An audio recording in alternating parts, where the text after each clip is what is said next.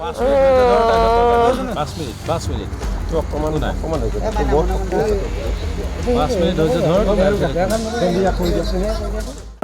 যোনটো নাৰায়ণপুৰত যোনটো ঘটনা হ'ল তেওঁলোকে ৰাক্ষসমাইত ৰাস পৰিৱেশন কৰি আহিছিলে পুতনা ভাওত যোনজনী আমাৰ পলি দেৱী তেওঁ ৰাক্ষসমাইত মানে পুতনা ভাওত হৈছিলে আৰু লগতে ৰীতম নাথ যোনজন আমাৰ অতিকৈ শিল্পী সমাজৰ ভিতৰত এক প্ৰয়োজনীয় অংশ বুলি আমি ভাবোঁ বৰচলাত তেওঁ সেইদিনাখনতো একেলগে আহিছিলে আৰু সেইদিনাখন যোনটো অকাংক্ষিত যোনটো ঘটনা হ'ল অতিকৈ আমি বৰচলাবাসী অতিকৈ মৰ্মাহিত হৈছোঁ আৰু দুনাই এনেকুৱা ঘটনা যেন অসমৰ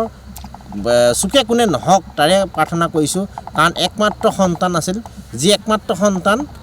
একমাত্ৰ পুত্ৰ সন্তান তেওঁৱেই গোটেই পৰিয়ালটো চলালে হয় গতিকে এনেকুৱা ধৰণৰ এটা অকাংক্ষিত ঘটনা একেলগে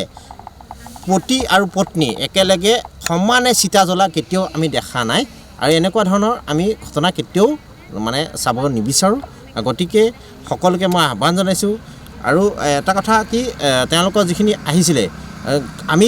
জনাত যিখন ট্ৰেভেলাৰ আহিছিলে সেইখন ট্ৰেভেলাৰ অত্যন্ত মানে তীব্ৰ বেগত আহি তেওঁলোকক মানে